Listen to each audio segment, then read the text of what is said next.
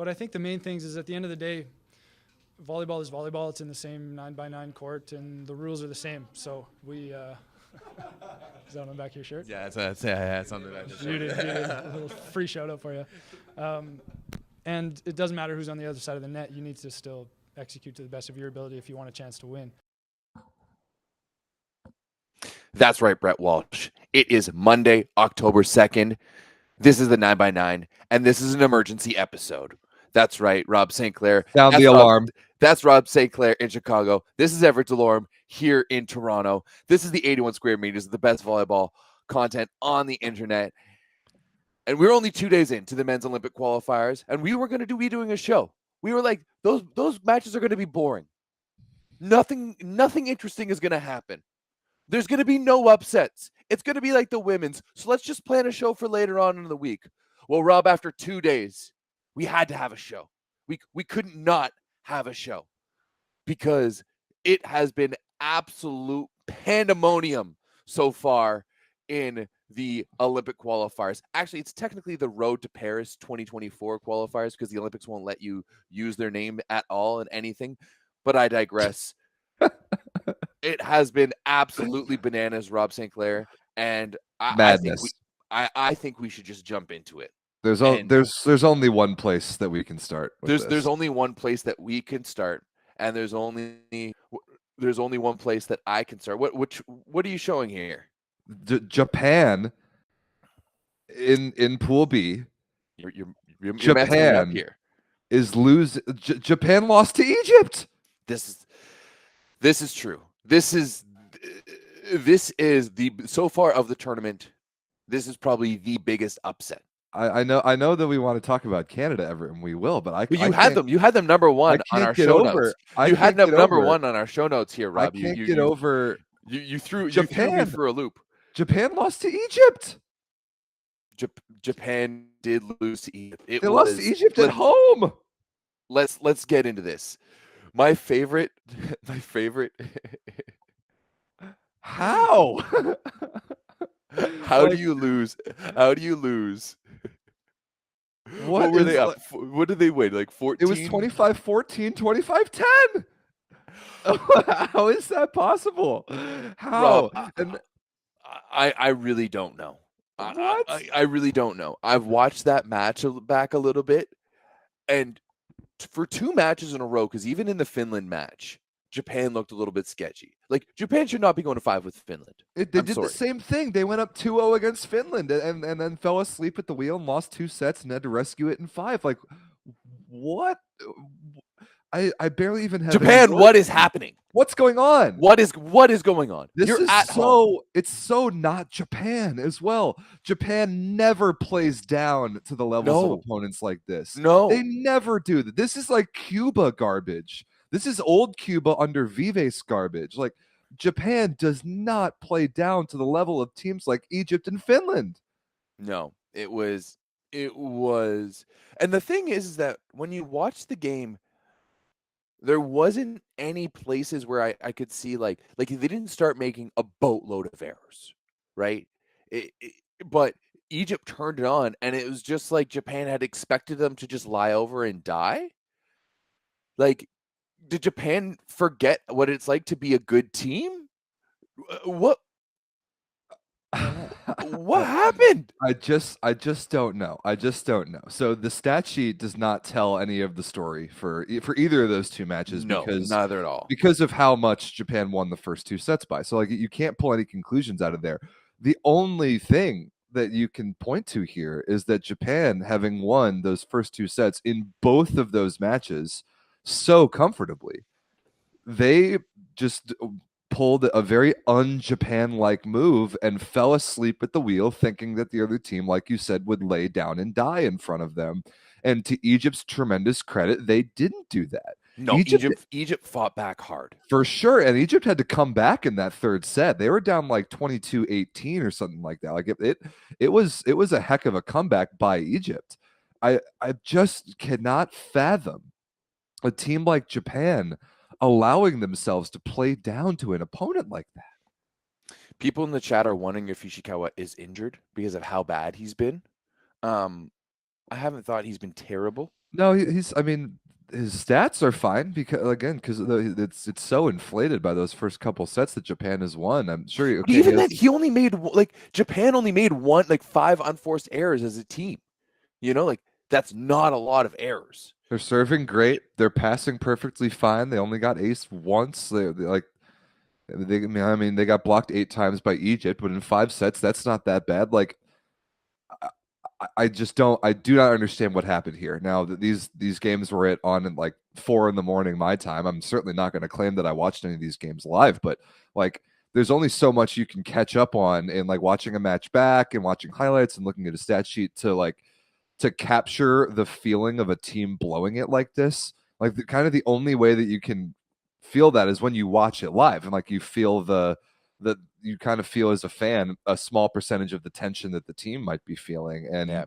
but Because this is so un-Japan like. It's so completely unlike them. If there was one team that I thought would be impervious to a complete trap, this isn't even a trap game. Trap games are against teams like That a are Turkey that are better, yeah, that are better than Egypt. Like Turkey is a trap game for Japan because Turkey is a VNL team now. Like they can punch above their weight class and upset teams. Like Egypt should be a doormat. this was what got me the most, Rob, was as I'm like scrubbing through the game is just how much the crowd got sucked out of it as the game went on. And then like by that final point for Egypt, it was just you could hear a pin drop in there. Yep. It was like no one was expecting that. It has been I truly can't explain it. I need to watch Japan's next match live. This is what I've determined. I need to watch their next match live just because I need to see what's going on. They do not look good right now. They do not look good right now. No, technically, when you look at the standings, you look at the numbers and you look at how it all like they still might qualify through this tournament, right? And they're most likely going to be qualifying through like there's still a possibility, right? They could run the table from here on out, beat Slovenia, They would have to beat Serbia. There's a lot of messiness going on there. Like Serbia losing to Turkey, that's another one there. Like Slovenia, Serbia, Turkey are all kind of could potentially something could happen there. But Japan just doesn't look good right now. No. This is not the Japan that we saw that we praised for VNL that won their first FIVB tournament in years. What? Do you guys start watching the show and it start going all to your heads? Like, what's going on? What is going on with Japan? Oh. And, like, you know what? Andrei Zielinski is right. This is sports, right? This is why we play these things. But on the court and not on paper. For a loss of this stature and of this magnitude to be happening at this stage, at this event, at home, in front of your thousands of your fans, is absolutely bonkers. And my favorite part of it is, did you see that tweet from Volleyball World? Oh my God. Afterwards, and it was just like social media activity has completed my life because welcome Japan, welcome Japanese fans. This is what happens when your team is good and you lose. This is what happens is you're going to get clowned on, especially by the segments of the internet that dislike how popular your team has gotten because of, let's say, off-court reasons. And there was a comment on one of Power Volleyball, like that stupid Instagram account, one of their posts. Like there was an angry fan that we were making fun of in the Discord, like saying, "What is wrong with you? Your account has profited so much off of Japanese fans, and now you're making fun of us for losing to Egypt." And the answer is yes, you're going to get made fun of for losing to Egypt. Welcome to being a fan base of a better team, and when they lose, you're going to get made fun of. Well, welcome to the world. You're not protected by anime magic and real volleyball. This is the real world. Welcome. Deal with it. Yeah, the tweet from Volleyball World is this: a true fan, you're always there to celebrate their victories, and you're always there to cheer them up when they're down. First of all, the emojis in this tweet are so just cringeworthy. brutal, and then the comments is just people like, Well, this admin really bring many toxic people and impact the Japanese team. Stop it with the Japan propaganda, or stick to or change the name to Volleyball Japan. We're sick of it already. So unprofessional. People are just clowning Volleyball World because Good. it must be 911 for them right now. Oh, Like 100%. Japan is floundering. What do we do? Right? Like what do we do? Japan just is not having a good time. What do we do? Just hilarious. And this is the same Volleyball World social media that is fueling the fire of the rivalry between the Turkish and Brazilian women's teams. Like if you're gonna clip that Santarelli clip of him saying that Brazil has no quality completely out of context and plaster that all over Twitter, and then you're gonna like do this anime protection garbage of a team that just lost to Egypt at home, like what are we doing? Yeah. It's absolute comedy show. Unbelievable. Yeah, it is. It's really it's so much fun to watch from this Oh, side. it's spectacular. Because It's just amazing. I was expecting it, and I mean, there's a lot of people being like, "Yeah, absolutely, you're so right." And there's so many people in the comments just being like, "This is like just like." There's so many comments about admin. There's so many like in other languages too that I don't understand. They're just being like, "What is what like? Why is this happening? Why is Volleyball World such big Japan stands?" Oh, it's just beautiful. It's beautiful to watch. On court though, Japan desperately needs to figure it out. They have Tunisia tomorrow at I think like 6:30 in the morning Eastern time. So that match So yeah, I do want to bring up the other side. Now, this win for Egypt on paper in this pool meaningless, right? but They're not going to win that many other games exactly. But that win allowed them to leapfrog Tunisia in the standings now. And if everything stays status quo, like that matchup, like I don't know if Tunisia can even catch Egypt. With just so off a win, like they would need something else. But it has put Egypt in as the highest ranked African team, which is absolutely massive for them. it's enormous. It is those two teams right now, and I mean, it's Cameroon is down at 30th in the world, but Egypt just jumped to 18. Tunisia is at 19. So it's Yeah. those, and they're separated by now 5 ranking points because Egypt just got 11 from beating Japan, even in 5. And so it is between those two to get an Olympic bid. That's the picture. If you want to take a screenshot of this pool, look at those two teams only, and they will play each other later on in the tournament. Whoever is higher ranked between those two teams is going to get an Olympic bid out of Africa, and neither of them are playing VNL, obviously. So I don't know if there's going to be any matches in the early part of the 2024 season that's going to do any more movement between those two teams, but there's a great chance that it's going to come down to their match later on this week. But if Egypt hadn't beaten Japan, they would have had no chance. They would have been too far behind in points to catch Tunisia, and now it's a coin flip. So for Egypt's chance to go to the Olympics, this was absolutely enormous, and it's not going to be through this pool. It's going to be by beating Tunisia head to head in a match and in the rankings.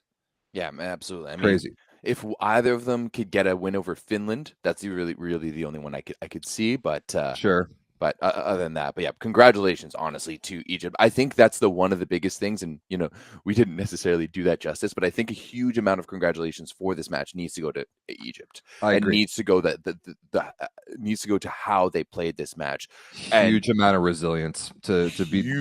Huge amount of resilience, absolutely, from this Egyptian squad, and you kind of just love to see it. I mean, 20 points by Reda Haikal. I'm pretty sure he's in the middle too. What? No, wait. That can't be right. They had an opposite that was raking a bunch of points even against the US. It's the opposite. It's the opposite. But this is a brand new, because Egypt was always like, they were always a VNL team. They're always at these different events, and this is a brand, like, I do not recognize anyone from these Egyptian teams. No, I do remember them from from World League back in the day, but no, completely different team. But now they've pulled one of the great upsets I honestly have ever seen on the national team level. I can't think of a more lopsided game than that, or like a comeback of that magnitude. And now they're in the Olympic picture, so good for them. They lost 25-14, 25-10. And Japan couldn't seal the deal. That's just, oh man. That's unimaginable. Unimaginable. All right. Well, Rob, You know what else is unimaginable? you know what else is unimaginable? And when we did our show last week, I could not have believed this. If you had told me last week, Rob St. Clair, that Canada would be at 5-0 and we're sitting atop the standings right beside Poland, I would have told you were crazy. Right? If you had told me we were 0-2, I would have been like, yeah, that may be more like it. But you know what? I was feeling pretty confident against the Netherlands. I thought we played really well. We really minimized our errors. And just went for it. But then Argentina. Now, Rob, there was a moment after the second set where you messaged me and you go, "Are you watching this?" And my answer was just like, I'm not saying anything. I don't want to ruin the mojo right now. And to be honest, I thought we had, because that was the set that, even though Canada had like a 4-point lead at one point in the third, Argentina came back and won. And just the way that they won it, I was like, Argentina's a 5-set team. Argentina has gone to 5 a lot, and it looks like they just got turned on. But then they came out and looked terrible in the fourth. Awful. And we looked absolutely awful. This is for all of the revenge. This is for revenge for the 2020, or like the 2020 Olympic qualifiers, where Argentina beat Canada. It was 2019 technically, but still. This is revenge for the 2015 Pan Am Games, where they beat us at home. This is revenge for just all those world leagues. So many different losses to Argentina. We did beat them at VNL in 2021, so that was one good one. In the bubble? In the bubble, yeah. Right. I was looking through like some of the head-to-head during the game on flash scores. But this to me, Rob, might be up there in magnitude. It's not bigger, not quite there, but it's up there in magnitude with the win against Cuba in Vancouver at the NORCECA qualifying tournament. Because the history between these two teams, how much like Argentina has just handed it to us. It doesn't matter if we're away, if we're at home, what type of event, Argentina has handed it to us. And they brought everyone back. They did. They brought back Facundo Conte, right? Polonsky is healthy. The Maestro de Checo is there. You have Denani. You have the best scorer in Lima. And they've been one of the best teams this summer, just like Japan. And they were nowhere to be found, right? That last set, 25-15. 25-15. Beat just down. Absolute domination from the Maple Volleys. And now it's first and foremost, Rob, it is not over.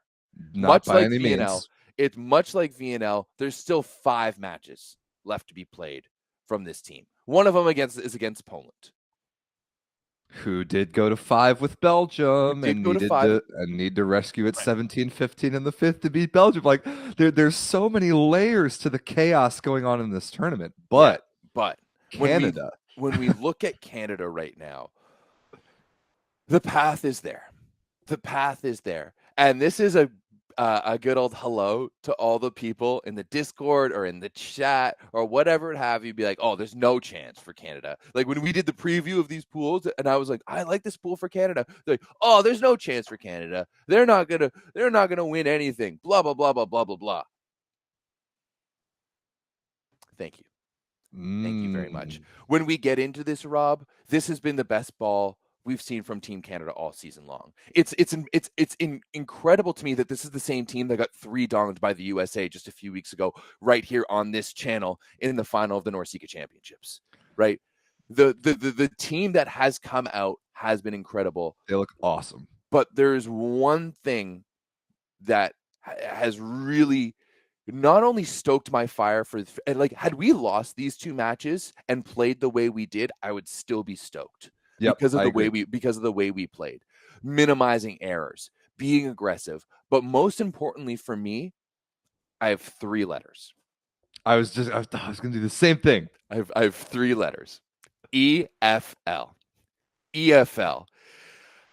And this to me is it's just a sense of relief because this is the first time we've really seen Eric Lepke play well in a Canadian jersey, right? And he's been on this team now for a while. Like we can go back to like the 20 like in He 2019 was there. I think he was there in the bubble. That was the earliest I remember 2019 World seeing him. Championships. Okay. Or 2018. Sorry, 2018? Was he really there in 2018? Like while he was at Trinity? That would surprise me. But like I definitely know that he was there in the bubble in 2021 and then like didn't play much VNL last summer, was not good at last summer's World Championship, didn't play this summer's VNL, was like okay at Norseca, and like we're waiting for Eric F. and Lepke to play like this. And don't worry, we're gonna break down a lot of these matches in detail, including both Canadian wins. But Eric Lepke has been the biggest difference maker for me, alongside Luke Kerr, who set the two greatest games probably of his career in the last 2 days. I'm having legends like Gavin Schmidt message me and be like, "Yo, Luke Kerr's the truth." He's so he He's so good. His serving against the Netherlands, 4 aces. Come on, unreal, absolutely unreal. And also, I think one of the best things, unfortunately, for this team to happen is the absence of Ryan Sclater. Is Ryan Sclater leaving this team? And this is no shot at Ryan Sclater, and I'm not at all saying that he's not a fantastic player and hasn't done amazing things for this team over the years. But it just made Arthur Schwartz the number one guy, and there was no doubt about it. And he has been phenomenal. 17 for 26 against the Netherlands, 54% efficiency. Incredible. 50 for 27 against Argentina, a 44% efficiency. These efficient numbers is not something I'd expect to see from a guy like Arthur, who's just coming into his own as a starting role. And if you took out the numbers from Arthur on the left side, which is my one problem with Team Canada right now, yes, because they are a joke in rotation one, and they need to stop setting Arthur the ball over there. If you took out, if you included only his right side attacking numbers, he would be even better. Yes.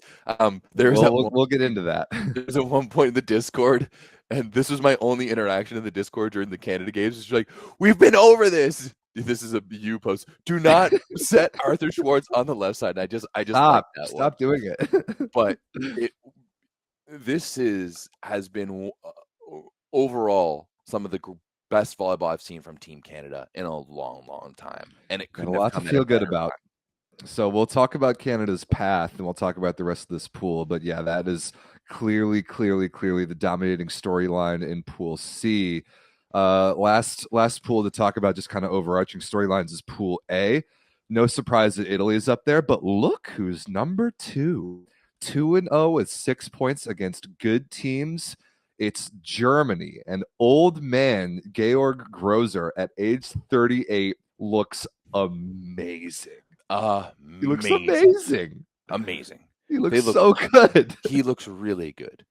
And I mean, it's kind of a perfect case scenario for Germany. They kind of slugged through the VNL this year. They were just inconsequential at Eurovolley, and then they get their guys. They really back. were. They were invisible at Eurovolley. They were invisible. When they just made a couple of they've made a couple of upgrades. Bringing in Grozer was one of them, of course, and having Julian Zenger as your libero. That's big. Has been absolutely massive. And they got Moritz Karlitzek back. I think that is like a depth piece that, outside of somebody who can actually score points, has really helped. But I mean, it's Grozer, man. It's Grozer. That's the difference. They have a legitimate opposite presence now. Weber has either been unable to stay healthy or unable to keep the ball in the court, and Grozer at age 38, I mean, every time he does this, like a new Olympic cycle comes by, and we're like, all right, it's time for Germany to pass the opposite position on to the next guy. Like Grozer's done. He's had an unbelievable career. He's going to go play club and ride off into the sunset. And then no, they somehow are able to pull him back into the national team game, and he looks incredible.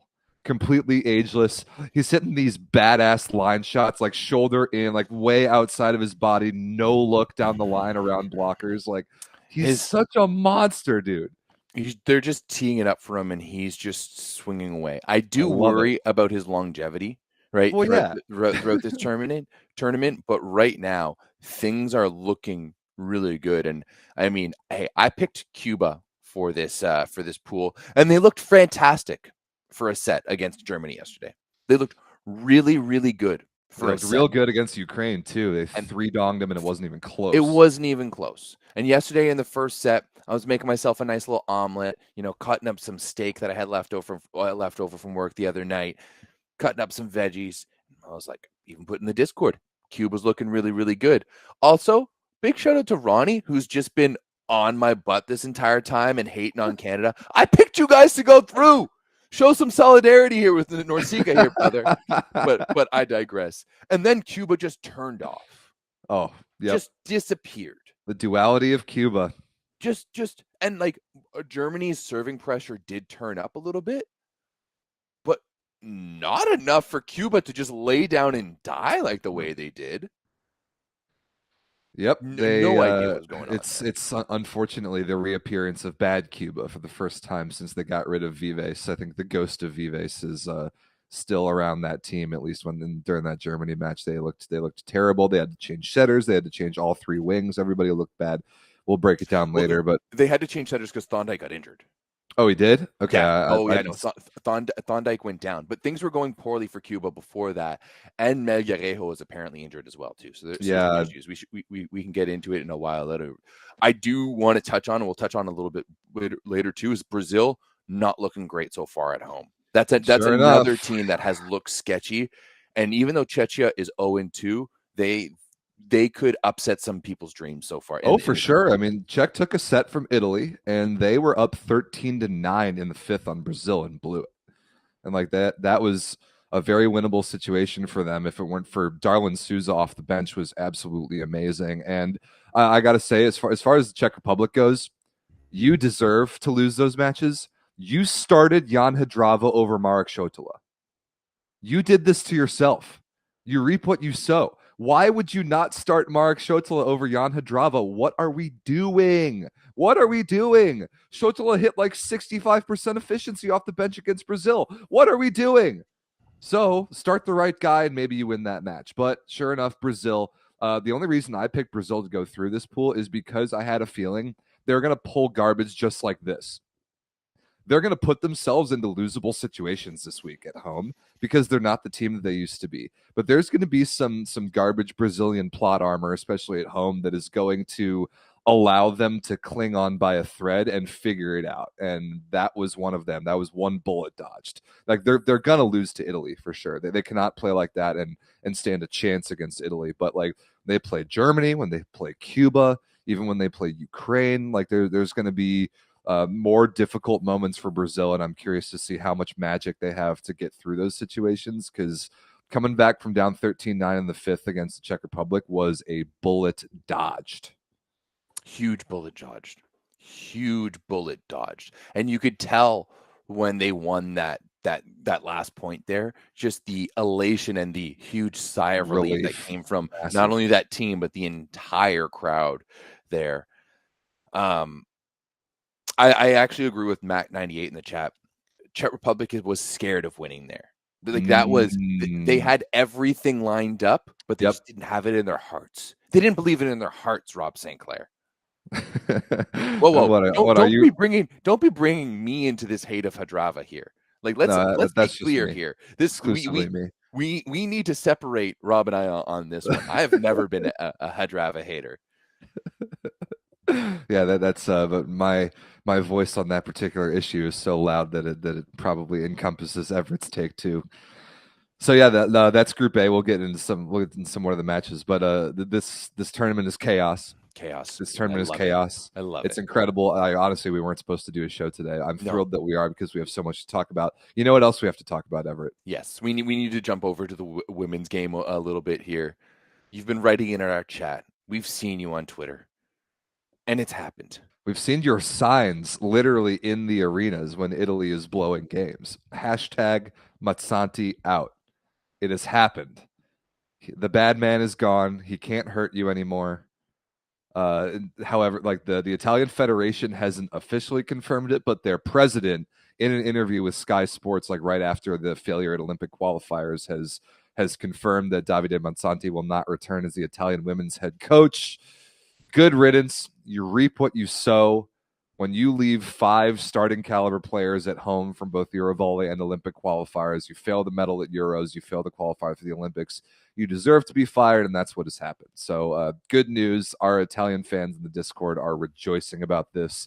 This is a good thing. This is the right move for Italy and their chances to have success at next summer's Olympics. Goodbye, Davide Monsanti. Thanks for participating. Don't let the door hit you on the way out. This is amazing for Italy. Oh, for their women's team. This is what needed to happen. My biggest question, though, Rob, is who's next? Great question. Right? Because when you look at the list of fantastic Italian coaches, which is long, by the way, they're all elsewhere. They are. Do you think Santarelli is going to be leaving Turkey anytime soon? Not for that contract that they paid him. Probably not. No. Do we think Guidetti is going to be leaving Serbia anytime soon? Probably not. Like, not in this Olympic cycle. Like who do you want to go get? Like Marcello Abbondanza? Are you going international? I have no idea. The coaching search for Team Italy now, on the doorstep essentially of the Paris Olympics, under a year away, is to me is going to be one of the most intriguing parts of this. And with the club season, like the club preseason is already well underway, and Italy unfortunately can't get out of their own way with the rule that they won't allow club coaches to coach the national team and vice versa. So you can't even pull one of the Lega Volley Femminile coaches at this point because they're already getting started with their club team. If they wanted to come coach the Italian national team for next summer, they would have to quit their club job right now on the doorstep of the season starting, and I don't think that's going to happen. So I have absolutely no idea where they're going to go for the next head coach. But regardless, at least whoever that next head coach is not going to alienate the likes of Paola Egonu, Caterina Bossetti, Alessia Oro, Christina Kirikella, Monica De Gennaro, all down the list. At least that whoever that next guy or girl is, they should at least be able to bring the best talent back into the mix. We do have a lot of the chat saying Giulio Velasco. Right. And that was one of what the FIPAV president, the names that he first brought up. But then Velasco is like, yeah, I haven't been contacted about this, and I'm not sure I'm particularly interested in this job. So, and I as far as I know, Velasco has always coached on the men's side. So not that he would have any issues. Like that's the thing, is that to coach this Italian women's team, all you have to do is stay out of the way. He is slated to coach for Busto Arsizio this year. Oh, he is? Yeah. He's supposed to. He hasn't coached since 2019 with Modena, but he is supposed to be coaching for Busto this year. But he also was the head coach of, maybe not the head coach, but he did coach the Italian women in 96, 97. Lots changed since then, huh? Yes, exactly. Wow. Okay, that's very interesting. Oh, and okay, somebody else says that there's a rumor that the kind of no competition thing between Italian club and national team coaches, they might get rid of that, and that would be a good move. You have to. Oh, for sure. Especially with this situation. Yeah, you absolutely have to.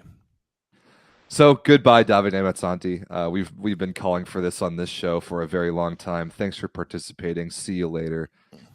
This is good news for everybody involved. Yeah, this is absolutely massive. We've been into it already with how bad he is. Right. So you reap what you sow. And I believe justice has been served, and we'll see where Italy goes from here. If they make a hire, we'll certainly cover it on this show. Let's jump back into men's Olympic qualifiers. We're going to go pool by pool now and talk about some more of some of the more significant matches in detail. Starting off with Pool A, this is the one going on down in Brazil. This has been the easiest one of the pools for Everett and I in North America to actually watch live, because it's on our half of the world. Everett, do you have any takes on Italy? Because I don't. No, none. Butter, smooth like butter. You know, they did lose that first set against Czechia, but otherwise they've been smooth like butter, and they've just been looking good. much like Turkey on the women's side, who apparently were racist for calling them the best team in the world. All right, okay then. Didn't know that was a thing. Well, There's you not know much. what? When we get comments like that in our YouTube comment section, that tells me that we've made it. We've made it. If we're having absolute stooges drop comments like we're being racist against Turkey because we called them the best team in the world and didn't spend the whole show talking about them last week, that means we've made it. So I'm proud. I'm proud to have idiots like that in our comment section. Italy, I mean, come on. They went 3-1 against Czechia, 3-0 against Qatar. Like, give me something interesting for them. They got Ukraine today, whatever the timing is. It's so tomorrow actually. The Brazil one is like they're only an hour ahead of Eastern time. True. They are in Brazil. You're right. So they play Ukraine, which is going to be a bit of a tougher game, but I'm expecting going to be probably a number 3-0 or 3-1 like that. I think that's a 3-0.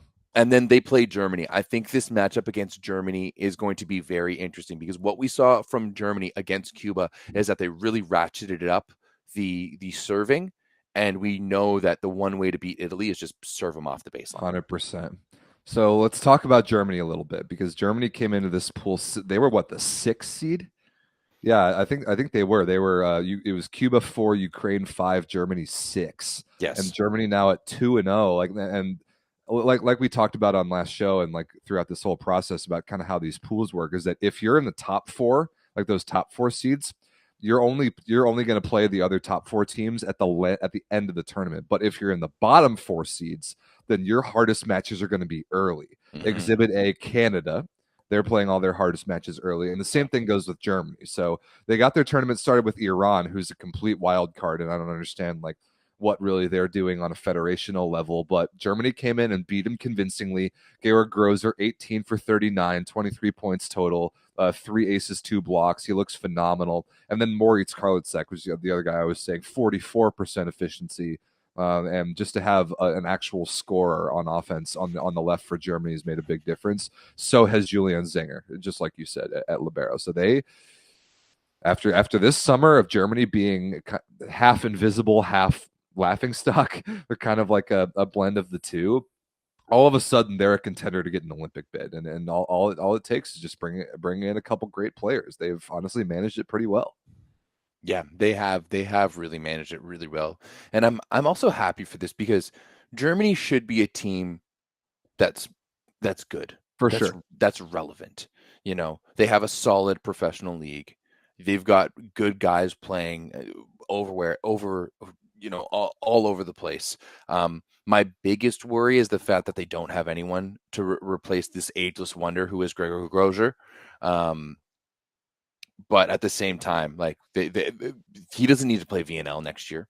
No. And if they do end up qualifying throughout this tournament, which don't get me wrong, is a possibility now at this point. Like they have put themselves in a position to potentially qualify. He's not playing VNL, and he just needs to rest to bang some balls at the Olympics. 100%, which is exactly what he's been doing for, it seems like 5 years on the national team level. Is he doesn't play meaningless tournaments. He only plays when it matters. He only plays World Championship. Germany had, I think they got bronze at like the 2014 World Championship. Like they had one crazy run in that. 2014, yeah, 2014. They went really far, and then they had a really good run in a relatively recent Eurovolley as well, maybe 2017 or something like that. That I'm sure enough, like they pulled Grozer out of nowhere, and he like carried them deep in the tournament. He can do that. That's how good he is, even at age 38. Like I was blown away watching him against Cuba yesterday, just how good he looked on the eye test. Obviously, his numbers were spectacular, but he looked amazing. So. He did. That's exactly the situation for Germany. They're going to need to either beat Italy or Brazil. But not only Italy or Brazil, they still have to play the Ukraine, Czech Republic, and Iran. And no, they already beat Iran. Sorry. They still have to play Ukraine and Czech Republic as well. And Qatar, who's a doormat. Yeah, okay. Thanks for participating. Have a cookie, please leave. But both Ukraine and Czech Republic are not gimme games for this German team. And sure, they do look good right now, but this is a hard road. I'd much rather be Canada right now at 2-0 than Germany right now at 2-0. Just because I think the depth of their pool the rest of the way is Yep. harder than Canada's, and 100%. it's crazy because both Germany and Canada, they're the two like lower seeded teams who put themselves in phenomenal positions so far. Still so difficult the rest of the way because you're still going to have 5 matches in the next 6 days. Like they all have today off. All these teams are still going to play 5 matches in the next 6 days. And like somebody is saying in the chat for Germany, depth is a problem for them. Can you ride Grozer 5 matches in the next 6 days at age 38? Like, if there's one guy who can do it, it might be him. But like that's no gimme. Even same thing with Canada. Like, how is Canada going to manage their depth the rest of the way? We'll talk about it later. That's the kind of the beauty and the chaos of this tournament, at least for us watching from the sidelines, is we don't have to deal with any of these problems that some of these coaching staffs are going to have to answer. However, Germany, 2 matches in, and on the eye test, they look fantastic. And that this Cuba game was the other one where Germany bent Cuba completely to their will and exposed bad Cuba for the first time since VNL. Yeah, they really did. And which was so weird because Was weird. Cuba dominated the first set. It was all over them in the first set. Like it wasn't even close. And then they just disappeared. I mean, Van Dijk did get injured, and I think that is a bad scenario, but he didn't get injured until the fourth, right? Like they still lost the second and third with Thondike setting. Or as Thondike, as our lovely commentators has been calling him the entire time, which is I won't get into that. But Cuba just there's something missing there. And I don't know if it's just the shine of having that new coach is gone, but they just didn't have that fight that we saw from them against Canada and the US at the NORCECA Championships. It wasn't there. It was bad Cuba. It was lots of errors Cuba. Yep. Herrera got benched very early. Yep. Margarejo came in and looked less than 100%. They had to bring in Tabawada, and we saw bad Tabawada for the most part.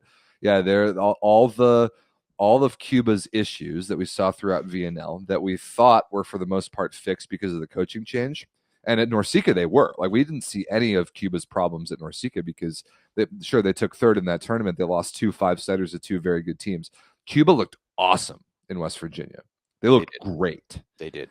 And sure enough, all it took was old man Jurgi Grozer at age 38 to expose all of the problems that we thought Cuba had buried deep down. And now they're in big trouble. They're going to have to probably run the table, maybe even including beating Italy the rest of the way. Maybe not. Maybe they can afford to lose to Italy, and Cuba can afford to lose to Italy, and like there'll be a lot of people beating up on each other that end up 5-2. That's very possible. But it's more about how does Cuba respond in terms of their play style and emotionally respond to losing a game in this fashion. Like, do we see their resilience and their supposed maturity and like all these things that we saw at NORCECA that looked good, or do they revert to bad Cuba? And I'm curious to see how they do that, because this game against Ukraine on day one was a beatdown. It was a beatdown. It was never in question. Not even close. Cuba got on the horse and just rode off into the sunset. Well, what did they hit as a team? 49% efficiency. I mean, they were ridiculous. Whereas 22% efficiency yesterday against Germany. And then like Ukraine in this one, really bad. Ole Plotnitsky, 8% efficiency, benched in the second set. Like, Vasyl Tupci was the only player in double digits. Like, there was just nothing that they could do. And Cuba, I mean, Yant, 67% efficiency. Lopez, 62%. And then Herrera, 50% efficiency. And the complete turnaround in the worst possible way against Germany the next day. So it's the duality of Cuba. Sure enough, we're seeing the Jekyll and Hyde Cuba that we thought that we might have gotten rid of with getting rid of Vives, and now they're going to be a very interesting team to watch the rest of this week. They really will be. One thing I am looking at when you look at this German roster, other than the right side, and I do believe their backup right side is Lucas Massa. Or Karlitzek. Yeah, I think they would be playing somebody out of position, kind of, if Grozer sits. We've seen Karlitzek and Massa both do it before. Yeah. They went to Reichart first and foremost off the bench, but you still have Christian Fromm there. You still have Dennis Calaberta. Why? What is he still doing on this roster? They were just like, hey, you are a legend. You're pretty good. You wanna come for a quick roll in the hay with us? 10 years ago. Yeah. Yikes. So I think Germany has some options, but you're right. Like if they're not getting production there from Grozer, things might be scary. And for Cuba, someone needs to show up. Like Lopez was terrible in this one. I mean, Herrera was bad. Yeah, Herrera was bad. Rob doesn't like his hair. I think it's actually all right. No, I didn't say I didn't like it. I was just like, I was surprised by it. I didn't expect. There's a lot of hair changes in this tournament. We'll talk about one certain team in particular in a little bit, but yeah, Cuba. The last thing we got to talk about in this pool, obviously, is this a tremendous scare of Brazil by the Czech Republic, which Brazil survives. We talked about it earlier in the show. The Czech Republic led 13-9 in the fifth. And I couldn't agree with Everett more. I think you and whoever commented that in the chat absolutely nailed it. That the Czech Republic was not emotionally prepared to win that match. They didn't have it in their hearts to push this over the finish line. It is sad, but I have to give Darlin Souza all the credit in the world. 18 for 30, 47% efficiency, 5 aces off the bench for his brother, who was terrible. And without him, Brazil had no chance in this match. Lucarelli also was just outstanding. 16 for 25, 56%. That's as good as I've seen him play in a long time. Lucarelli is the only thing holding this team together. Absolutely. In my opinion, is his ability to kind of do everything. I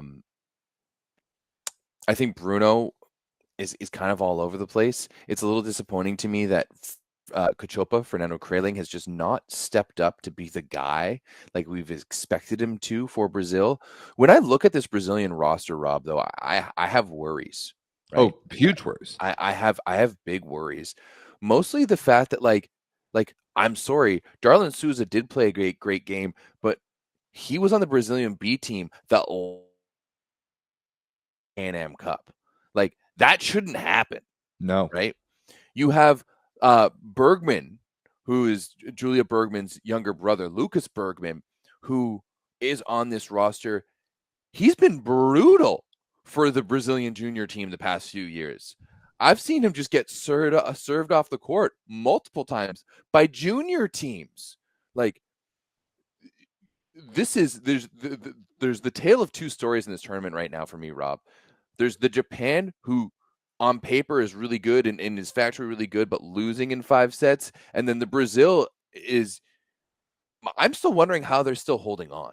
Clinging by a thread, and that thread is snapping each individual fiber in every match that they play. And they're going to lose a grip on this soon. It has to happen soon. There's too many negative signs for Brazil. Like they just do without Yondi Leal, who is not on this roster this week. They have their second outside hitter position is a black hole. Also, what are they doing? Benching Honorato, who is perfectly fine. 3 for 6, no errors, passed the ball fine. For this Adriano kid who was awful all VNL and came in the rest of the match and hit negative efficiency here. Like, well, what are we doing at that spot? What are we? I think the conversation around Brazil needs to be first and foremost what they need a new coach. Renan Del Zotto has not been getting the job done for them, and this team has been in decline since Bernardinho left. For sure. And there's just a lot of weird roster management and program management, and this team is a smart move for this Brazilian team would have been to completely turn over generations after the 2021 Olympics, because they failed to medal. They lost to Argentina for bronze, which is a disgraceful loss to lose to your South American rival in an Olympic medal match like that. And sure enough, it's the clinical definition of insanity. They keep trying the same things over and over again, expecting different results. And the only thing that's changing is that this group of people is getting older and older. They will. Why are we starting Lucas Sotkamp in the year 2023? What are we doing? They will lose a grip on this, and it will happen soon. And they will qualify for the Olympics somehow because they're Brazil. It might not happen in this tournament. Even if it doesn't, they're gonna go to Paris, obviously. Yes. But when they get to Paris, what is that team even gonna look like? Will that team make it out of pools? I don't think Brazil strikes the fear in teams' hearts Not the even way a they little used bit. to. I just don't think they present a team right now that people look, like I think when you're game planning for this team, if you're an elite team, like if you're Italy, France, USA, Poland, Japan, when they decide to play good, you look at Brazil and you're kind of like, there's some holes here. There's some serious holes. Brazil used to be one of the scariest teams on the planet because they didn't have any holes, and their floor was very high and their ceiling was sky high because when they put it all together, they were tremendous, and they were a shoo-in to win every world championship. And now they have complete holes. Now their ceiling is a first round exit at the VNL finals. Yes, very, very much so. And I don't see a fix coming. I don't either. Really, and really so this match, Brazil should have lost this match. They were down 13-9 in the fifth. The Czech Republic missed 23 serves. And they didn't bring their best player into the starting lineup until the fourth set. Marek Šotila went 17 for 22. 17 for 22. That's only 5 balls that he did not kill. That's unbelievable. And it took you 4 sets to start the guy? What are we doing?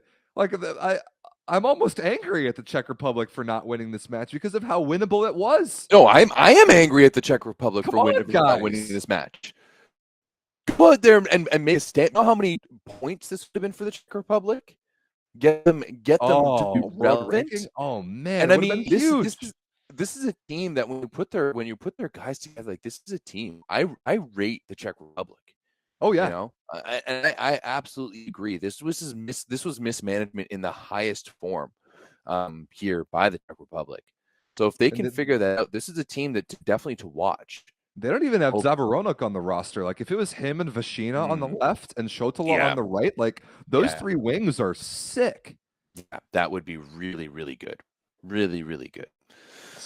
Huge missed opportunity by the Czech Republic. But like, keep your eye on Brazil. Like you could that they are holding on by one single thread onto the cliff that is their historical success. They are going to fall off that cliff, and if you touch that thread right now, it would snap. And somebody this week is going to cause that thread to snap, and I'm curious to see it when it happens, because it's going to be when it goes up in flames, you're going to know it. I also think you need to keep your eyes on the Czech Republic because they're going to win. They're going to win a game here, and they're going to beat a team other than Qatar. But like if I was Germany or Cuba, I would be so worried about the Czech Republic. I would game plan the F out of a matchup against the Czech Republic for sure, no doubt. So coming up in the next 2 days, because we are probably going to do a show on Thursday after the next 2 days of games, because there's just too much to talk about. Iran, Qatar, who cares? Cuba, Czech Republic. That's a game. Yes, it has to be a game. It has to be a big game, and Cuba needs to show up for it. And this is tomorrow Brazilian time, so like it's pretty nice for North America. Like 10 a.m. local, like 9 a.m. Eastern is Iran, Qatar, then like Cuba, Czech, then Italy, Ukraine. Like that could maybe be a game. Then Brazil, Germany tomorrow night. Like that's a sick match, especially with the like what we've already talked about these 2 teams going on so far. And then the day after that on Wednesday, I suppose, Iran, Czech Republic, Italy, Germany is a big one. Cuba, Qatar, that'll be a confidence builder for Cuba, and then Brazil versus Ukraine. So there's plenty. There's plenty going on these next 2 days in all these pools, but especially in that one. Yeah. What's your predictions for this pool, Rob? Are you still sticking with Brazil and Italy? Actually, believe it or not, I am. I think that I think that Italy's going to go 7-0. I think that teams like Brazil, Germany, maybe even Cuba are all going to go 5-2, and it's going to come down to tiebreakers, and Brazil is going to escape on a tiebreaker for second place. I don't think it's going to be convincing. I don't think it's going to feel very good, but I do think that Brazil is going to somehow survive because those teams are really going to beat up on each other. So I'm going to stick with my Brazil pick, even though like Brazil shouldn't feel good. Even if they do qualify in that manner, they shouldn't feel good about it, but I have a feeling that somehow they will. Yeah, I agree. I'm still sticking. I can't go away from Cuba now, but I'm disappointed. Me too. I'm disappointed in how Cuba has shown up, or their inability to show up for this tournament hasn't been great. I agree. So let's move on to Pool B. You see the United States and Slovenia up there atop this pool. This shouldn't surprise anybody. The United States did what you're supposed to do when you play Egypt and Finland and 3-dong both of them. Japan, figure it out. Figure it out. Slovenia beat Tunisia. Slovenia also beat Turkey. I suppose we can talk about that one really quick because this actually was a pretty good match. Revenge, or not revenge. It was almost revenge because they played a 5-setter in the Eurovolley round of 16, I think, where Slovenia went down 2-0 and had to bring it all the way back and figure that one out, and they did. So good for Slovenia. They got this match done. They have put themselves in a very nice position to get an Olympic bid with Japan's struggles. We also saw Turkey beat Serbia on day one. That was another. I don't know if I'd call that an upset. On paper, in the volleyball world, I think it's a bit of an upset. But when you look on paper with both these rosters, I wasn't that surprised. I think that Turkey has underperformed mostly this year, right? Like I think that they haven't been as good as they've proven to be. But this doesn't surprise me all that much. No. 17 blocks for Turkey in this 4-set match. That is a gigantic number, including like a whole string of them at the end of the 4th set. Like I actually watched the end of this match. I think it was around the same time that the Netherlands and Canada were playing. But I turned on the end of this and just stuff block after stuff block after stuff block, like just demoralizing blocks to end Serbia's match. It was actually pretty cool to watch. Adis Lagumja was pretty good, 31% efficiency, 19 points. Merit Matic in the middle was great. That kind of came out of nowhere. Mirza Lagumja, Adis's little brother at the outside, really good. 12 points, 44% efficiency. That was nice. But my issue here for Serbia is setting. Their new setter, this Vuk Todorovic guy, is that his name? Yeah, terrible. He's not him. Really not good at all. Like I do not like the way the ball comes out of his hands. I do not like his choices. I do not like his location. He's small. He doesn't block or defend very well. He doesn't serve. He just doesn't really do anything. So that's my clear issue with Serbia right now is setting, and they have absolutely no chance in this pool. None. I think it's even more telling the fact that you have Antanasijevic as one of your main go-to guys. Like, talk about pulling up someone from the grave. Like, they went and got him out of the mausoleum for this one. Truly. Like where does Antanasijevic even play now? Is he relevant whatsoever? I think he went back to Skra last year and helped them finish like 13th in the playoffs. Oh yeah, he helped them miss the playoffs. You're absolutely right. What are we doing? So the matches we got to dig into more. We talked about them a good bit earlier on in the show. The first one was a wake-up call when Japan went up 2-0 on Finland at home, 25-17, 25-15, and then somehow allowed that match to go 5. That should have sounded alarm bells because, like I said earlier, this never happens to Japan. Never. They never play down to the level of an opponent like this. And this was hugely alarming. And I do not know what happened here. I do not know why. The stats do not tell the story, so it's not really even worth bringing them up. I mean, a little bit more than the other game. Like 25% efficiency from Japan is not something you see. No, that's not good enough. Is not something you see at all. However, Ishikawa, not good. Their ace to error ratio in this one was absolutely bananas. 14 aces and only 16 errors. Whoa. That's some of the best I've ever seen. That's like that should be 3-dong territory for absolutely. You, right? And once again, you won. Like, You won the first 2 sets by a combined like 32 points. You outscored them in the first 2 sets 50-32. And then you turn around and lose two more sets and almost get reverse swept. Like, I just don't understand. I don't get Honestly, that either. I think volleyball world is just pumping Japan way too much, and they're getting cocky. They're getting cocky. That's so unlike them. It's so unlike the team that they have. It's so unlike their culture. It's so like it's very not them. If it was any other team who has shown the ability to get upset by a team like Finland or Egypt before, then sure, I could see it that like if it was France, like 100%, France could easily go up 2-0 on Finland and have it pushed to 5. That would absolutely happen to them. But not Japan, and not at home. And then to follow it up by actually managing to lose the next game, you win the first 2 sets by even more. You win the first 2 sets by what? 15 and 11, and then you actually do get reverse swept by Egypt. I mean, come on. I do think, and this is very prevalent in our chat at the moment, that the depth of Japan we're starting to see the issues here. For sure. They're starting 6, 7, maybe 8, because if you add Miura in there on the right side, I think he can do some 2 opposites. But on the left side, past Ishikawa and Ran, not much there. Not much there. And Ishikawa is maybe starting to show some fatigue in this one. He was 9 for 24, 4% efficiency, and they didn't take him off the court.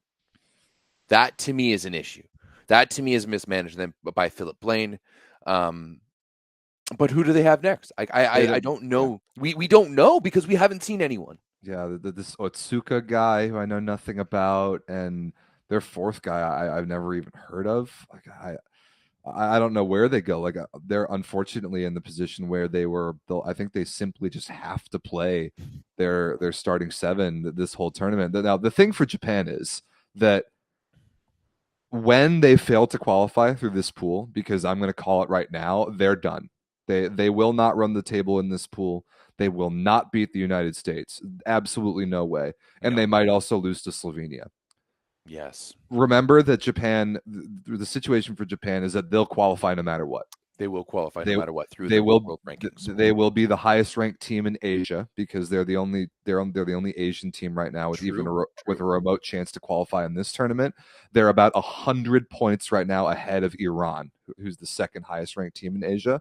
And the only way that Japan can drop that far is if they continue losing to teams like Egypt, because they lost 11 world ranked points for that. But like Japan will qualify next year for sure. They'll be the highest ranked team in Asia because I don't see it from Iran. Iran is also falling off a cliff. So Japan has nothing to worry about in the long term, but you can't lose to Egypt. You cannot get reverse swept by Egypt at home. You can't do it. It can't happen. No, it's a dagger, and it makes me worried for Japan kind of moving forward. Like, how good is this team? Was this summer just a fluke? I don't know. I was really hoping we were going to see it better. Like, we're really going to see Japan start to really like go off, but it's just not happening right now for them. I was really excited to watch Japan versus USA. Like that match was going to have like a VNL final sort of feel to it because they didn't play this summer, and now I think it's a 3-dawn. Oh yeah. 100%. Like for sure. 100%.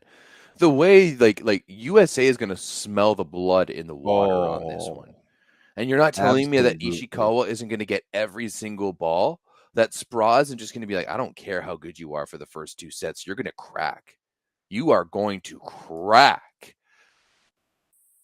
I'm even curious to see if Slovenia can beat him now, because like going into this pool, I did not think that was a good matchup for Slovenia. And now like Slovenia, even without Gregor Ropret, so far has looked pretty good. Like to take care of Turkey, like that was a close 3-0, but it was a 3-0 nonetheless. Like Slovenia can easily get a bid, and they have Slovenia. Think about how much they have to play for. As far as I'm aware, they have never been to the Olympics in men's volleyball, and they have been very close the last couple of years with this generation. And this is probably their last chance. Yeah. This is probably Tine Ernout, Alen Pajenk, Jan Kozamernik, Yanni Kovacic, Dejan Vincic. Like This is those guys' last chance to go to an Olympics. And now with Japan's loss, Slovenia has this whole tournament ahead of them. They have everything to play for. And now that it's if they fail to qualify at this point, it's nobody's fault but their own. And I think they're going to take care of really everybody except maybe the USA. I would tend to agree as well. I mean, and Slovenia has just been one of those teams, like 4 Euro volley medals since 2015. They have been one of the most consistent European teams. Like they were like one of the teams along with Canada and France to qualify from Group 2 from the World The League World and League, move up. yeah. This is a team that has really done a good job over the years at putting themselves on the map, and it would be really, and like they've also been a team who's been really shafted by the way that the Olympic qualifying has exactly what I gone. was just about to say. I'm not sure if there's any team that's been screwed more by the old format than Slovenia. Yeah. So I would love to see them qualify. I would absolutely love. There's still a long road to go. You still have what was it, Serbia? Yeah, you still have to take on Serbia and Japan, and the USA. They get Egypt and Finland first in the next 2 days, which I hope they learn from Japan's mistake. But yeah, then they have Serbia, USA, Japan those last 3 days. But so we'll have a clearer picture on that, like when on Thursday's show. But yeah, I think Slovenia they're the big winners here. With Japan losing, Slovenia is definitely the big winner here. Yeah, absolutely. That matchup for Slovenia versus Japan is really going to dictate a lot. It's going to be very interesting. And once again, just like the USA, they're going to smell blood in the water. They are going to smell blood in the water. Speaking of the USA, I mean, great. We're 6-0 in sets, whatever. The only two things I want to talk about here are, so, I mean, yeah, great. We beat Egypt 3-0. We beat Finland 3-0. I've been curious about how we've been managing the roster. We've been starting like Christensen, Shoji, and Anderson all the time. Been a little bit surprised by. We have cycled in our 3 main outside hitters. We've seen all 4 middles so far. We've got the day off today. I'm curious to see how they attack. I think we got Tunisia and then Turkey. Maybe it's the other way around. I'm not totally sure. It's Turkey. Do I think 5 sets? Somebody's asking in the chat. No, it's a 3-dong. Absolutely not. It's a 3-dong. It's a 3-dong 100%. Like, I think that the U.S. will play the starters against Turkey because of the 5-setter at last year's World Championship. Mm-hmm. Even Sparat and Orsika told us that he is not overlooking Turkey by any means. That will be a 3-0, but then there's a great chance that we play the bench against Tunisia and beat them easily. But what's going on here? What's going on with Thomas Jeschke's hair? Why did Tom buzz his head? Why did he do this? Did you see on TikTok? Shoji did one of those old man filters on the whole team, and Tom Jeschke looked bad. Honestly, he looked like Red from that '70s show. Oh, that's what he looked like. Well, and like Tom Jeschke has very good hair. Like the other guy we got to look at is this guy, is Aaron Russell. I think they must have lost a bet. I almost fell out of my chair when I watched the first bit of USA Egypt and I saw Aaron Russell with a buzzed head. I almost fell out of my chair. They're looking for efficiency, bro. They're trying to take away any drag possible when you're jumping, and just what honestly though, just the looks in this picture too, like Kyle Ensing right there, hilarious. The fact that Taylor and Micah Christians are just cross eyes. Yeah, Micah Christian's going cross eyes. TJ DeFalco and Micah. It's like everyone paired off. You've got Max and Dave in the background going chin ups, staring off into the distance. Once again, Team USA just having fun. Just out here having fun. Max Anderson, the All-American man, just all smiles. Just having a good time, having a blast. God, I love this team so much. God, I love them so much. They're just the best. I will try to get an answer from our Team USA friends about why the heck Tom and Aaron shaved their heads. So I'll try and do some detective work on that. I want to see Taylor Averill shave his head. Not a chance. Maybe he can shave the stash. I would maybe see that. Probably not. But I doubt it. I want to see a bald Taylor Averill with just the stash. Ugh. Like with yeah. That's with handlebars. I don't think I want to see that. I do. All right, Everett, before we move on to Pool C and talk about Canada, there's some other very important things we have to talk about first. The first is that volleyball.store. Absolutely. Rob's wearing it. I'm wearing it. You're all wearing it. Make sure to check us out over at thatvolleyball.store, your number one destination for all your spicy volleyball, 9x9 and volleyball source needs. If you use the code SPICY, you're going to get 15% off.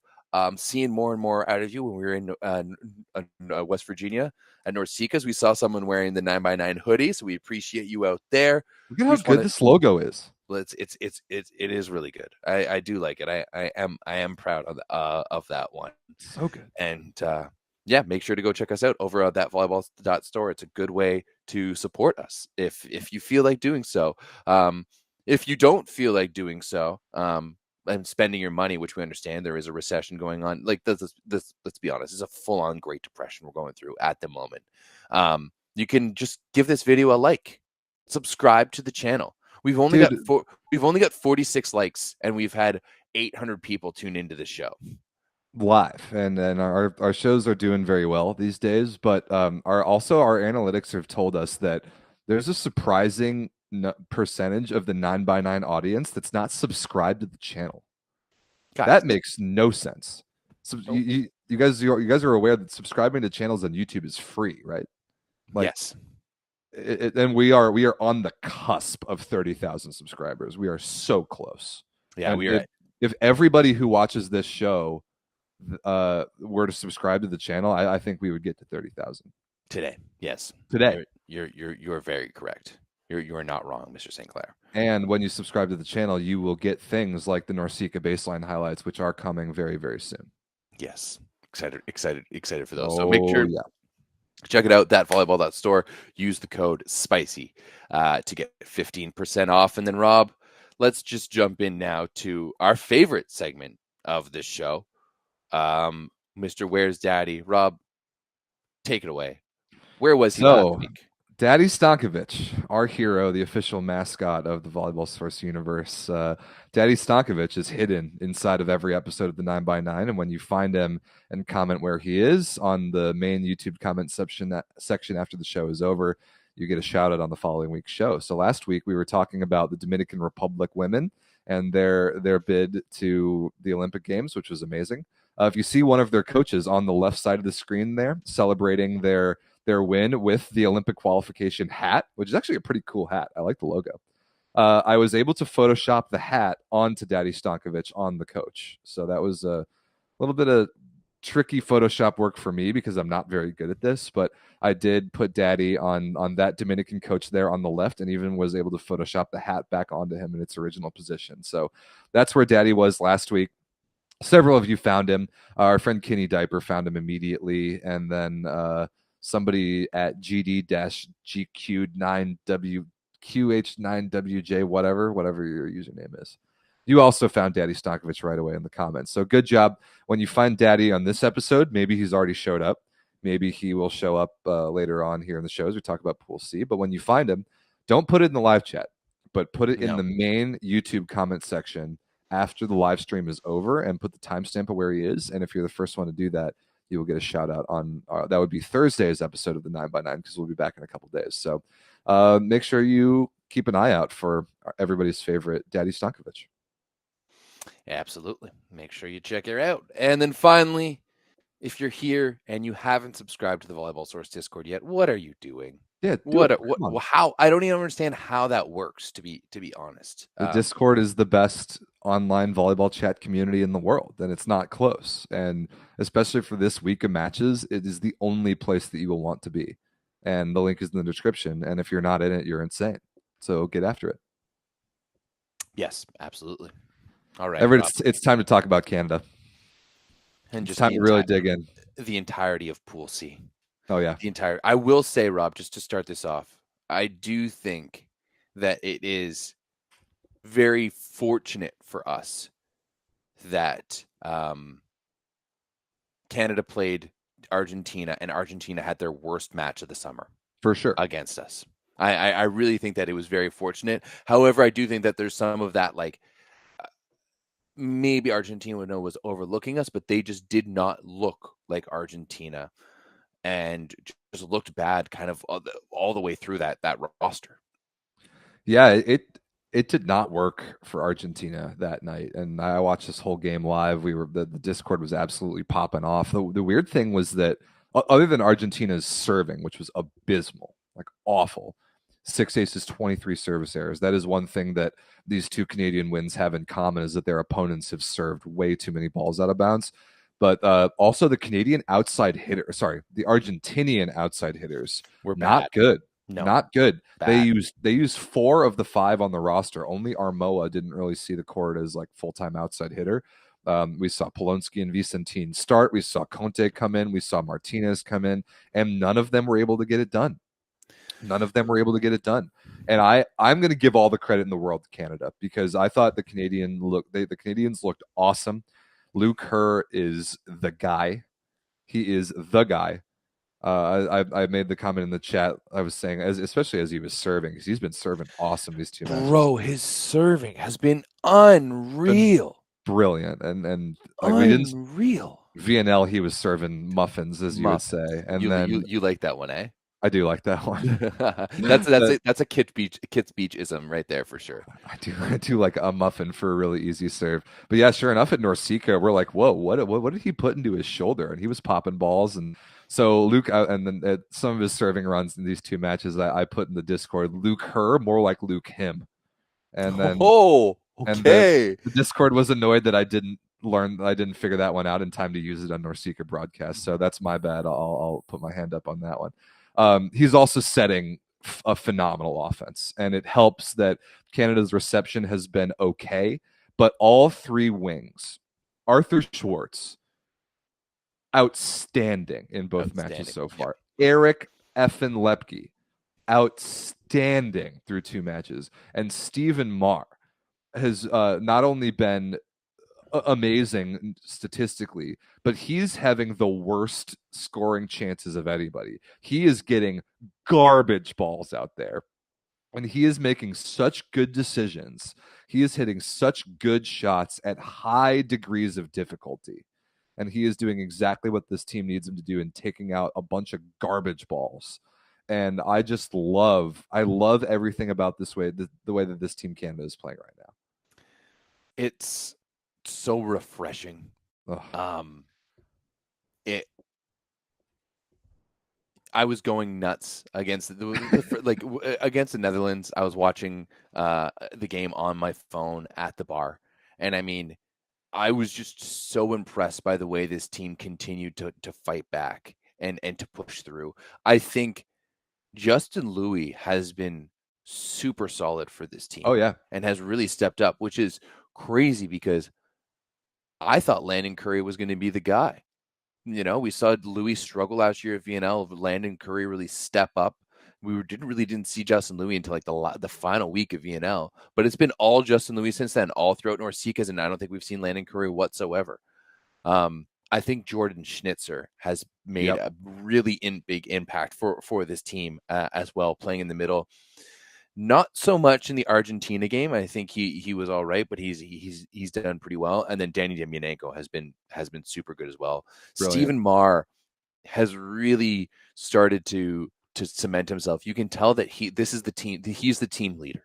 Right? Oh, he's the guy. Yeah, he is the guy, and he knows how to affect this team, even when his attacking numbers aren't fantastic. You know, he was only 29% efficiency, but he still passed fairly well in this one, and he had 25% of the targets. They went at Lepke for 22, so they're really going at the 2 outsides here.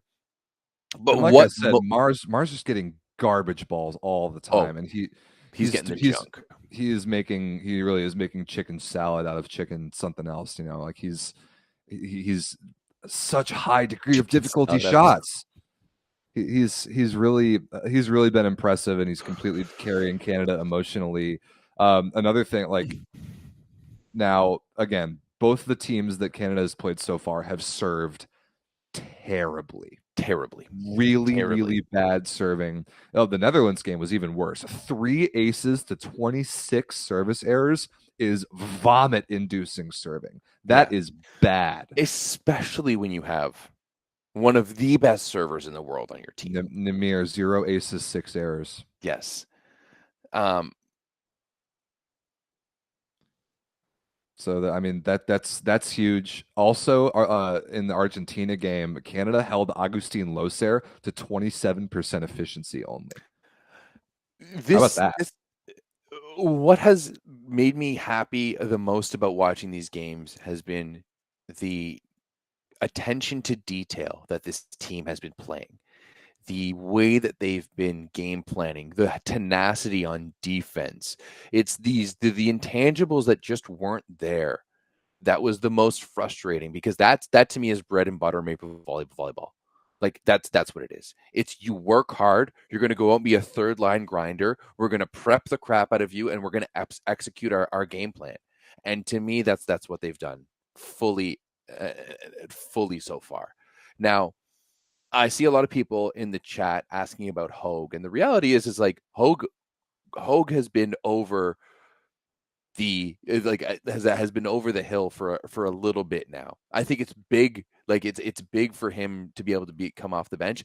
He wasn't that pretty coming off the bench against Argentina, and as I said at the beginning of the show, Rob, I was really worried after that third set against Argentina. Yeah, mostly because it was really late at night and I wanted to go to bed. But I was very worried against Argentina. But when talking to the guys in West Virginia, and even you see the assistant coach there with his arm around Thomas Samuvo. I was talking to him as well too, and they just rave about Samuvo, and they just say he's just such a dude. They just say he's just such a dude, and this is a players team love him. That's just vibing right now. Yeah. When I'm looking forward to the next little bit, though, I'm by no means saying that we are going to qualify. Nothing is given and it's till it's earned, and you don't earn it after just 2 matches. Right. Belgium, Bulgaria, China, Mexico, we're still going to have to come out and play against those guys and earn the wins.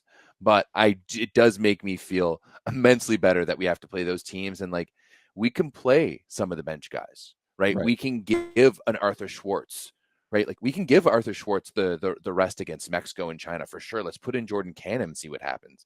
Yeah. Also, China's ranked 30 something now. That's just embarrassing. Side note. China sucks. And so as you look at the standings in this pool, you see that Canada and Poland are tied at the top with 5 points instead of 6. And that's very surprising for Poland, because for some reason Poland needed 5 sets to beat Belgium. Exactly. So this is the stuff. Belgium's still a good team. Sam DeRue can still play. But Ferry Ragers is the truth. If you guys don't know about this how old is that kid? Maybe 20. This opposite kid for Belgium, he is for real. He dropped 25 against Poland in a 5-setter the other day. He is legit. You've really got to try and game plan against that kid. Yeah, very, very much so. But this is it's stuff like this that I am not taking anything for granted, because it would be the most Canada volleyball thing to do to win these 2 matches and then lose to someone random. It would be the most thing ever. And that's what they've really got to guard against. And that now, fortunately for Canada, they've got this whole tournament ahead of them. I've got a couple questions for you, Everett. First of all, now we just talked about Canada, 2-0, 5 points because of the 5-set win over the Netherlands.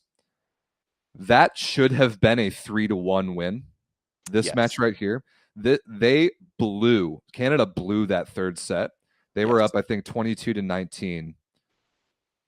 What are your thoughts on Canada's weakness in rotation 1 right now? Because my only concern for Canada, and it's a big concern, is that they stink in rotation 1 right now, and they need to figure it out. So are you as concerned as I am in that particular area? Because it cost them a set, and it cost them a point in this tournament because they couldn't get out of rotation 1.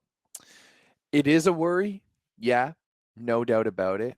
I do think that maybe that's a situation that we see possibly a double, like, I think we're going to see a double sub a little bit more coming in. You don't think so? So I don't think it's a double sub, and I've been calling for this for a long time, not for Canada specifically, but for every team that struggles in row one. What you should do is for that rotation only, especially at the very end of a set when you're up 22-19, you're receiving in row one, and Canada actually did this after they already gave up a 4-0 run. They put Brody Hofer in for Arthur Schwartz to Good. hit on the left side in that one rotation. Do that. Way more teams should do that. When your opposite is not good on the left, which Arthur Schwartz, who we love, is not. It's a fact. He's a converted middle playing on the right. He's outstanding on the right. He's not good on the left. And teams are doing a good job of serving against Canada, so they have to chuck Schwartz high balls on the left. He's not good over there. Put in an outside hitter for him in that one rotation only, not just to even be able to take the swings, but to have somebody who is dangerous on the left side to match up against. Use that substitution more, and they did that. They just did it 4 points too late. They did it against Argentina too, Yeah. as well in the third. They brought in Nick Hogue. Hogue didn't look great. Which I is, like Brody Hofer. I think you reserve Hogue as a service sub, and you Yes. use Brody Hofer for this specific case. Yeah, 100%. Maybe even just let Hofer have a few chucks. You know, he's played on the right Sure. side a little bit. Why Yes. not? So Yes. yeah, I fully agree. Do I think it's a worry as much against the teams we have to play? No. That's Right. That's fair. That's Right. fair. Bulgaria is a terrible blocking team on the right side. Awful. China and Mexico are equally as bad. My big worry right now is Belgium.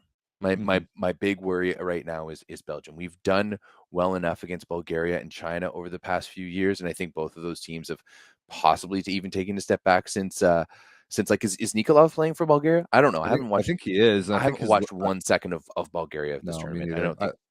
Well, they almost took a set off of Poland. They didn't, but they almost did. And I think Nikolav's little brother, like the young setter prospect that they have, he might be there as well. So They do have Setsan Sokolov. Yeah, they do, and still they weren't even close to beating Poland. Who did they beat? No. No, Bulgaria has a win. Who did Bulgaria beat? I'm looking at it right now. They beat China. Oh well, okay, whatever. Yeah, everybody beats China. My other question for you, Everett, is now Canada 2-0, tied atop the group. Their next match is against Poland tomorrow, like basically overnight tonight. I think it's at like 3 a.m. or something ridiculous. What is the strategy against this Polish team? Because you're both atop the group, you're both 2-0. Had Canada not beaten both Argentina and the Netherlands, Canada would have no choice but to try and beat Poland, but to play the guys and to try and pull off that upset. Now, I would not consider it a must-win game. No. But at the same time, Poland has shown a little bit of vulnerability this week. Yes. So if you were Coach Shemelvo, how would you attack that game in particular, especially knowing that your game the following day is against China, who you should be able to beat easily? I would probably start Nick Hogue just to get him in there. And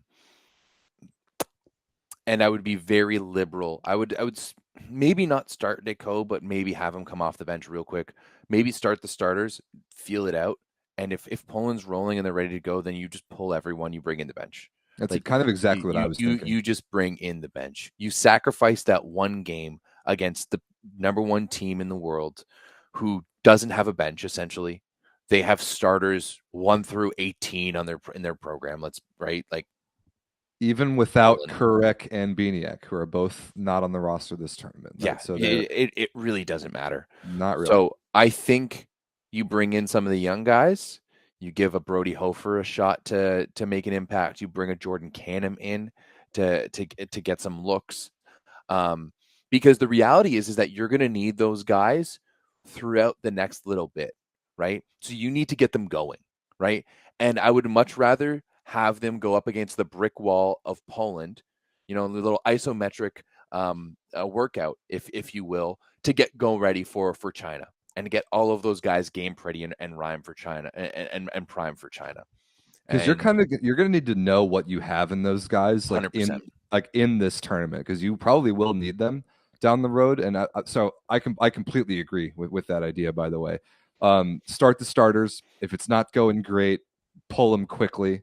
If you think you have a chance to steal a point or two, then but sure, by all means, go for it. But like, you're going to need the starters against Bulgaria, Mexico, Belgium. Like those last 3 days, those are must win matches against inferior opponents on paper, but you're at least going to need your starters to start all those games. And I think that if you are able to get a look at some of your bench guys, even against an opponent like Poland, and figure out how they look this week, then Samelvo is going to be a lot more confident and like feel like he knows what he's going to get if he needs to put any of them in later on down the line in those must win games later in the week to qualify for the Olympics. So I'm kind of on the same page with you. Also, it's like looking forward, Canada is in a very good position because I mean they don't technically need to win this game versus Poland. Nice spot to be, but the later we get in the week, the more some of these teams start to lose, the less they will have to play for. Yes. I'm Canada, very interested to see what happens with like Netherlands, Belgium, Argentina, that little area. Yeah. Because like think about each of these teams and if they have a chance to go into the Olympics, where that might happen for them. Belgium, it's this tournament. Yes.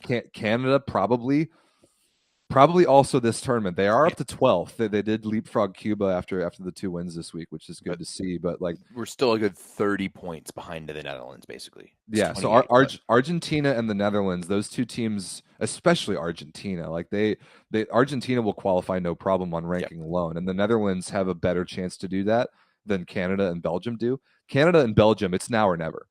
Belgium especially. Belgium's 21st. Oh, for sure. Belgium's 21st, and they're not in VNL. So it's absolutely now or never.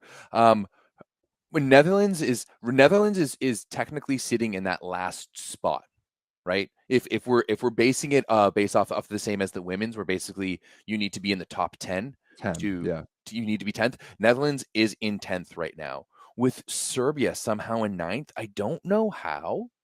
That's weird. That is very weird. Yes, Serbia's dropping a lot of points though. They lost 10 for losing to Turkey. So that is going to be very interesting because I think Serbia is a team that's going to lose a lot next year in VNL. So I think I strongly believe that the Netherlands is better than Serbia right now. Yes, for sure. Hell, I'd look at teams like Germany and Turkey as well, who are at 14 and 15 as being, and even Cuba as being better than Serbia at the moment. So yeah, obviously keep in perspective that every match in this Olympic qualifier, even once the teams like are eliminated from top 2 in the pool, every match still matters for rankings. So we're certainly keeping our eyes on that. But like as for teams that, I think that Canada and Belgium, it's now or never. Argentina is going to be fine. Netherlands just needs to be a little bit careful about their ranking, but I do think they're going to have a pretty good chance next year. I definitely think they'll overtake Serbia before long. But then like Bulgaria, China, Mexico, thanks for participating.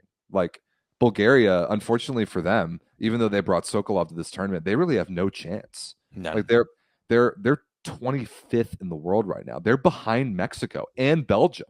Dude, China's 34th. Okay. That's kind of what I was saying earlier this summer, that getting relegated from VNL was actually good for China because it's going to save their world ranking from getting even worse. Yes. Which is a messed up situation that we're in volleyball. It is a messed up situation that we're in. It is what it is.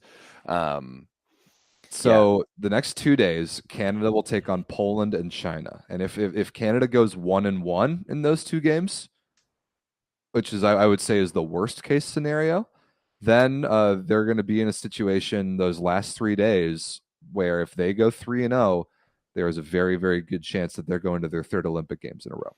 Real quick, Paul Malinowskis in the chat has a very good point. It's not the same as women's because France is ranked in that top 10. So it's actually going to be the top 11, right? And then whoever the highest, it's going to be the top 11, and then Egypt or Tunisia. So right now it's actually the Netherlands and Iran that are there. And I mean, Canada's actually not too far off there from Iran either, and No, neither is Cuba. Like it's only Canada 13. picked up like 18 points in the last 2 days. Yeah. Which is unbelievable. Which is huge. Yeah. So and like right now, would I say that Iran deserves to be in the Olympics? No. Would I No. say that Canada, I would say, certainly belongs there over Iran? I would say, yeah, Cuba and Germany have pretty good chances this week to move up in the rankings, and they're going to play each other. So like this is pretty crazy. And so we will do a show on Thursday after the next 2 days of games and before those last 3 like do or die matches, and we'll have even more to look at in the rankings by then, I think. Do we think Argentina has a shot at beating Poland and potentially salvaging this? I think that's the conversation for Thursday's show because they'll play each other over the weekend. But my question is, do they even need to? Like, Argentina doesn't need to qualify now. No, they're essentially qualified. Pretty much. They are essentially qualified right now. I think they are. So there's a lot going on. The big winners this week, very obviously, Canada and Germany. And Egypt. And Egypt. The big losers this week are Japan, and Japan, and then maybe Japan, and maybe a little bit of Argentina. Like, and I'd say a Cuba terrible too. time. Oh, definitely Cuba. Yeah, definitely Cuba. So we've got 2 huge days of volleyball coming up. It starts like tonight, North American time, Tuesday and Wednesday in those places around the world. And then we'll be back on Thursday. Thursday, 11 a.m. Eastern, like usual. Everett, that sound good? Yeah, Thursday, 11 a.m. Eastern. Let's do it. Let's do it after. It's going to be. I mean, there might be games going on at that time on Thursday. Actually, there won't. Thursday is an off day. Which, you're right. Which is perfect. So we'll have we'll be able to catch up and really project what's going to go on those last 3 days. But this has been crazy. It's been so much crazier than the women's. Like I really didn't expect to have to do a show today. I did not expect any of this chaos to go on. It's just continued to get crazy, and I absolutely love it. I love it when things don't go to plan. Me too. It's awesome. Especially when things don't go to plan for me in the best way possible. In the absolute best way possible. And like I said, like I have like legends of the program, like Gavin Schmidt messaging me and be like, bro, what's happening? Like what is going on? Tomas Samelvo saw Luke Kerr and he made a call. And look at how that's taken this team. Unbelievable. I love it. So I think that's a show. Anything else, Everett, or can we let the people go for a couple days and then come back on Thursday? Yeah, I think we can let the people go for a couple days. We will see you on Thursday. Make sure to join the Discord. Make sure to join. Make sure to check out that volleyball.store. Going to be plenty of games going on a little bit later, or plenty of games going on tomorrow, right? Starts like tonight, late tonight for us. So you know where to find us. You know where to watch them. We'll see you guys on Thursday. Thanks for watching. All right, guys. Peace.